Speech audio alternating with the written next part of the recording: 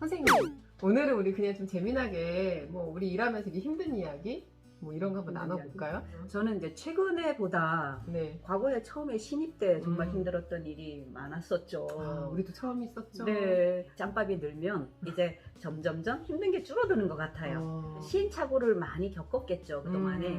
그래서 저 나름대로 어떤 방법이 생기지 않았을까? 그래서 덜 힘들지 않을까? 이런 네. 생각이 들더라고요. 네네네. 예전에 참 제 모습을 생각하면 제가 봐도 좀 어리버리했던 것 같고 그래서 지 지금은 진짜 웃으면서 말할 수 있어요. 그때는 얼마나 참 난감하고 힘들었는지. 네. 어떤 일이셨나요? 아, 저 얘기할까요? 네네네. 어떤 일이었길래 벌써 이렇게 한번 얘기해 보세요. 제가 한번 들어볼게요. 아, 처음이 있으셨어요? 아, 그럼요. 우리가 이제 네. 17년 차, 지금 이제 22년 차잖아요. 네.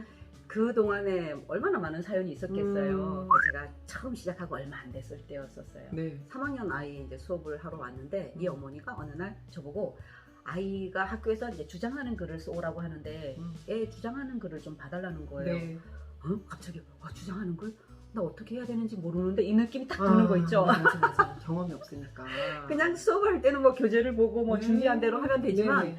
얘를 하나를 그거를 봐준다는 건 엄청나게 책임감이 느껴지는 일이잖아요, 사실은. 근데 못한다 소리를 못 하겠는 거예요. 그래서 네 알겠습니다 어머니 이랬어요. 왜냐면 한 명이라도 해야 되니까. 맞아요.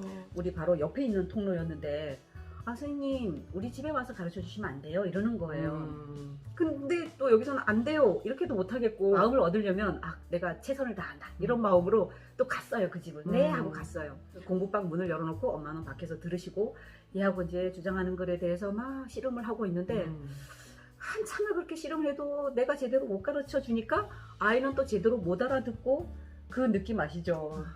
한참 씨름을 하고 이제 집에 오는데 그 엄마의 그 불만족스러운 그 표정 알아요. 나는 여기 다. 나는 힘을 힘대로 다 쓰고 지는 다 뺐는데 그 엄마의 그 떨떠름한 그 표정 그걸 잊지 못하죠. 집에 와서 잠을 못 자겠는 거예요. 아, 찜찜해갖고 잠을 못 자겠는 거예요. 맞아요. 어떡해. 뭔지 알겠다. 그래서 막 지금도 생각이 나요. 그거. 그래서 그 이후에는 정말 내가 알아야 될 게 너무 많구나. 그런 생각하면서 늘 겸손해야지 이런 생각도 많이 했고요. 처음에는 어머니들이 또 그렇게 부탁을 좀 하시는 분들이 있어요. 근데 아닌 건 아니라고 얘기를 해야 되는데 못해요. 저 아는 선생님도 뭐 받아쓰기도 봐주시고 국어 시험도 봐주시고 하셨던 분들인데 나중에 그만둘 때 최선을 다하셨을 경우에는 되게 힘들어 하시는 거예요. 네. 사실 이 수업에 다른 부탁은 하면 안 되는데 맞아요. 저는 뭐까지 들었으면 부녀자 그 연설문 있잖아요. 네네네. 아파트 부녀자 네. 연설문 써달라는 제의까지 아무런 뭐 없이 그냥 써주세요. 저 이 말을 듣고 뭐 이런 느낌이 있었어요. 근데 그걸 또 써줬어요. 저희가 소문 같은 거 되게 또 민감하잖아요. 그러니까 내가 만약에 이거를 거절했을 때 과연 어떤 소문이 날까? 그것도 되게 또 신경을 안 쓸 수가 없잖아요. 그렇죠. 그러다 보니까 쉽게 또 거절을 못하는 그게 맞아요. 있어요. 우리 초보 때 네. 진짜 초보 때 눈물 그래요. 많이 흘립니다. 네. 눈물을. 또 하나 있는데 내가 하나 또 얘기하고 싶어요. 네. 내가 예전에 이 업체에서 말고 그 전에 있었던 업체에서 있었던 일이었는데요. 그 5학년 엄마하고 뭔 일 가지고 하여튼 좀 이게 문제가 생겨가지고 네. 이제 그 아이가 이제 그만둔다 그랬어요. 팀장님이 저한테 전화가 왔어요 어느 날. 그러면서 무슨 일이냐 이제 뭐 이렇게 물었는데 저는 제가 잘못했다 생각을 안 하거든요. 그 문제에 대해서. 근데 뭐라고 하냐면 팀장님이 선생님 잘못 안 한 거 아는데 그 엄마가 그런 식으로 해서 그만두면 또 이제 이렇게 동네에서 입소문 나고 이렇게 되면 어차피 또 선생님이 힘들어진다. 그러니까 그 엄마한테 가서 사과를 하고 다시 이렇게 받아들이라는 거예요. 근데 나는 내 자존심이 내가 아무리 이 일을 하지만 뭐 그런 자존심이 허락이 안 되는 거예요. 내 팀장님한테 나 그렇게 못합니다. 내가 이렇게 얘기를 했어요. 그랬더니 팀장님이 이렇게 해서 제가 사정할게요. 선생님이 이렇게 해주면 안 돼요. 막 이러면서 자꾸 그러는 거예요. 그러니까 이 팀장님하고의 또 원만한 관계를 갖고 있는데 계속 또 거절하기도 그렇고 저도 생각해보면 만약에 그렇게 그 어머니가 그만두면 사실은 또 그지 입소문도 좋게 난리는 또 없을 거잖아요. 그러면 장기적으로 봤을 때 제가 일을 할 때 또 아무래도 조금은 또 마이너스가 될 수도 있잖아요. 근데 그 생각을 하니까 하루 이틀 고민하다가 그럼 팀장님 제가 가서 사과를 할게요. 이제 화분을 하나 사들고 이제 그 집을 찾아갔죠. 네네네. 정말 가는데 이 걸음이 뭔지 알겠어요. 도살장 가는 그 느낌 알죠? 알겠어요. 너무 슬프다. 그런 일 많아요. 그래서 가가지고 이제 그 엄마하고 몇 마디 주고받고 그렇게 해서 겨우 다시 시작을 했는데 그런 사람은 알죠. 오래 못 가는 거 알죠. 한 달인가 두 달인가 겨우. 맞아요. 네, 맞아요. 그러고 또 다시 그만두게 되는 그런 상황이 그게 있었거든요. 선생님만의 문제는 아니고 저희가 어떤 사건이 딱 일어났을 때 내가 잘못한 거 아닌데 뭐 중간에 껴서라던가 빨리 사과는 아닌데 이렇게 좀 다독여야지 일이 끝나요. 그죠. 네. 그래서 그래서 그 어머니들은 오래 안 하시죠. 이런 문제가 참 저한테는 초보 때 되게 힘들었어요. 그러니까 지금은 사전에 뭐 예방을 한다거나 아니면 방법을 좀 다르게 한다거나 또는 저도 이제는 연차가 되니까 아 이럴 때는 어떻게 해야겠구나 이런 이제 일머리도 좀 생기고 이러는데 처음에는 그 자존심을 내려놓기가 어렵더라고요 정말. 저도 뭐 생각나는 일이라면 한 3, 4년 전 일이에요. 제가 잘못한 게 전혀 아닌데 일을 빨리 끝내기 위해서 죄송하다고 했는데 나중에 끝나고 보니까 참 내 자신이 자신한테 상처를 줬더라고요. 자, 그러면은 이럴 때 어떻게 하는 게 나에게 상처를 덜 주면서 일을 끝낼 수 있는지도 생각해 봐야 될 것 같아요. 그러니까 근데 시작한 지 얼마 안 되시는 선생님들은 네. 내가 자연인에서 이제는 교사라는 입장에 그렇죠. 서게 되는 거잖아요. 네, 맞아요. 그러다 보니까 은근히 을이 되는 거예요. 을.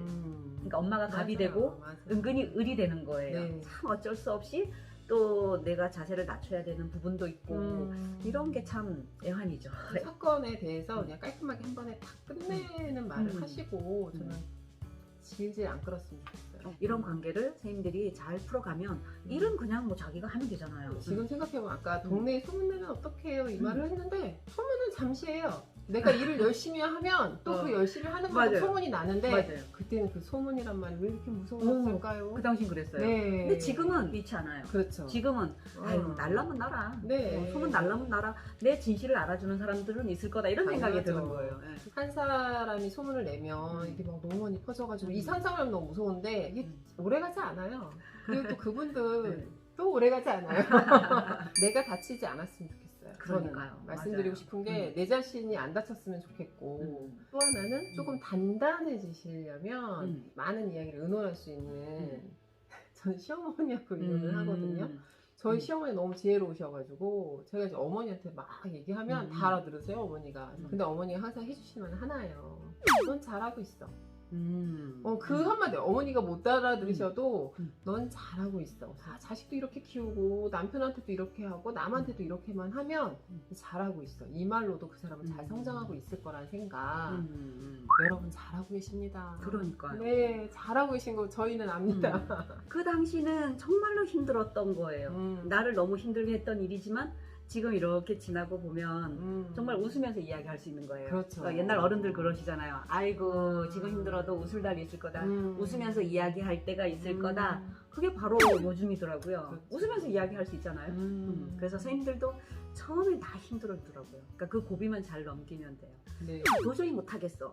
난 여기까지야. 이 말할 때 그 고비만 넘기면 된다고 하더라고요. 맞아. 그때마다 고비를 넘기는 거죠. 아 못하겠어. 또 고비 하나 넘기고 참고 이러다 보니까 어느새 우리가 이렇게 왔지 않나. 근데 이제 일은 계속 하다 보니까 뭐 거의 굳은 살이 배겨가지고 이제는 예전만 그렇게 아프진 않아요. 네, 맞아요. 그죠? 그런 것도 있고 이제는 보통 학부모님들이 저희보다 이렇게 조금 한참 동생 같고 뭐 이렇잖아요. 나이가 일할 때 제가 이렇게 리드한다 할까? 그런 게 좀 있어요. 예.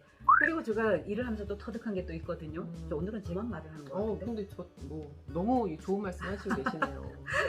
그 전에는 엄마가 전화가 오면 겁이 나는 거예요. 막 가슴이 두근두근 하는 거예요. 나 알아요. 많죠.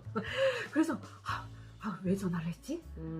뭐야? 그래서 막 가슴이 두근두근하고 떨리고 전화 받으면 그만둔다는 얘기할까봐 막 겁나고. 선생님은 성격상 그 전에 이제 엄마들하고 막 전화도 많이 하시고 막 이렇게 하니까. 그런데 저는 이렇게 엄마들하고 전화도 많이 안 하는 스타일이지. 이러다 보니까 전화 한번 어쩌다 오면 그게 막 두려운 거예요. 우리 애가 요즘 잘하고 있나요? 우리 애 뭐 얼마 전에 갖고 그만둬야 되겠어요? 이렇게 말하면 드디어 올 것이 왔구나 이렇게 생각이 되는 거예요. 제가 그렇게 했던 게 그 당시는 수업하고 나서 피드백을 제대로 제가 안 했던 거예요. 초보 때.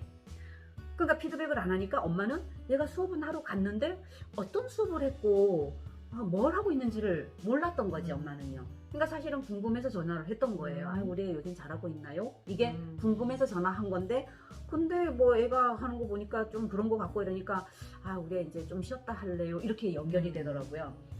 그래서 제가 어느 날 터득한 게, 아, 방법이 잘못됐다. 그러면 방법을 한번 바꿔보자. 즉, 미리미리 내가 비포 서비스를 하자. 그러면서 피드백 하지 않던 거를 피드백을 하기 시작한 거예요. 피드백을 하고 다음 주 수업 안내를 하고 뭐가 있으면 미리미리 알려주고 하다 보니까 크림이 덜 걸리는 거예요. 그리고 엄마들도 점점점 전화를 하실 일이 없는 거죠. 그렇죠. 매주 피드백을 해드리니까 궁금한 게 없으니까 너무 중요하지. 제 나름대로 야, 내가 정말 잘했다. 이런 방법으로 바꾸기를 제가 스스로 아, 나는 애프터 서비스가 아니라 비포 서비스를 하고 있다. 이렇게 하면서 그 비포 서비스라는 말을 내가 만든 줄 알았거든요. 근데 아니더라고요. 그게 벌써 한 10여 몇 년 전에 어떤 자동차 회사에서 비포 서비스를 하고 있었고 진짜요? 복사기 업체에서도 비포 서비스를 하고 있고 그렇게 하고 있더라고요. 근데 저는 제가 만든 말인 줄 알았어요. 그렇구나. 저는 그 성형 수술하는 데서 많이 들어가지고. 아, 그래요? 네. 전 나름대로 네, 터득을 네, 했다 네. 생각했어요. 근데 그거는 자기가 터득한 게 맞죠. 네. 지금은 비포 서비스를 하다 보니까 저 자신도 만족스럽고 부모님들에게서 그렇게 전화 걸려오는 일이 적고 지난주에는 어머니가 카톡이 온 거예요. 선생님 1시쯤 통화 가능하신가요? 이렇게 온 거야. 예전 같으면 그 말 들으면 아유, 또 무슨 말씀 하시려고 그러지? 아, 또 그만둔다는 말인가? 막 이러면서 두근두근 해요. 근데 궁금은 했어요. 무슨 일이지? 아, 이 신님 다 똑같은가 보다. 무슨 일이지? 궁금은 했는데 겁은 나진 않더라고요. 왜냐면 까짓 거 그만둔다고 해도 에이, 그래 나는 최선을 다했으니까 그만둬도 어쩔 수가 없다. 이런 마음이니까 마음은 편안한데 궁금은 했거든요.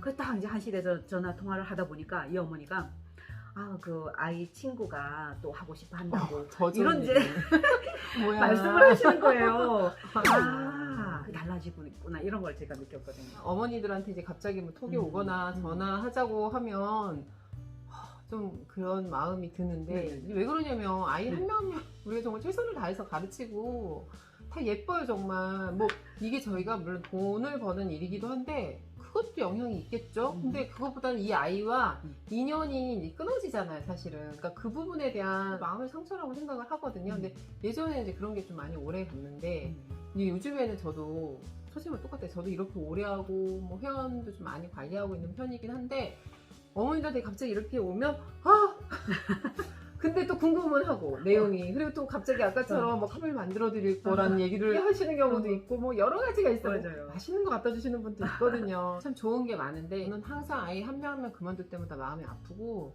아 이렇게 최선을 다했는데 뭐 애프터 서비스, 비포 서비스를 다 해도 그만두는 친구는 그만둬요. 어쩔 수 없죠 또. 근데 왜냐면 저도 지금 아무리 좋아하는 걸 뭘 해요. 근데 그게 시간이 안 되고 안 맞고 뭐 돈이 없고 뭐 여러 가지 여건들 있잖아요. 뭐 이걸 또 해야 되고 하면 정말 그 중에서 어쩔 수 없는 걸 내려놔야 되거든요. 맞아. 그 중에 하나가 이제 우리 수업일 수도 있어가지고 계속 꾸준히 이렇게 같은 팀이 오래 가는 것보다는 그 중간에 또 이 친구가 또 그만두고 새로운 아이가 들어오고 해서의 이 흐름 요게 참 좋은 것 같아서 맞아요. 그거를 그냥 상상하시면서 아, 이 친구하고 나는 이제 또 여기까지인가 보다 하고 이제 이별만 아름답게 하면 될 것 같아요. 네, 맞아요. 근데 이제 거기서 끝이 아니라 나가는 회원을 잘 관리하면 그 다음에 또 동생으로도 이어지고 하다 그렇죠. 보니까 내가 어쨌든, 잘했다라면 이 아이 다시 오기도 하고 아까 그쵸. 말씀 톤도 다 또 내주시고 맞아요. 서로가 좋게만 그만두면 다음에 어디서 만날지 아무도 모르잖아요. 그렇죠. 지금 시작하시고 얼마 안 되신 선생님들이 힘들어하실 경우 제 초보 때 그런 경험도 한번 도움이 될 것 같아서 한번 말씀드려봤어요. 그럼 다음에 찍는 영상은 선생님이 어떻게 아이들 관리하시는지 아까 얘기하셨잖아요. 그죠? 그거 비포 서비스. 네, 그거를 좀 구체적으로 얘기를 해주시고 저는 또 저대로 또 어떻게 하고 있는지 말씀드리면 뭐 다른 분들한테도 도움이 많이 되겠네요. 네네네. 네, 알겠습니다. 네, 다 누구나 일어날 수 있는 일들입니다. 네. 네. 들어주셔서 고맙습니다. 많은 분들한테 도움이 되셨습니다. 되셨죠? 안녕.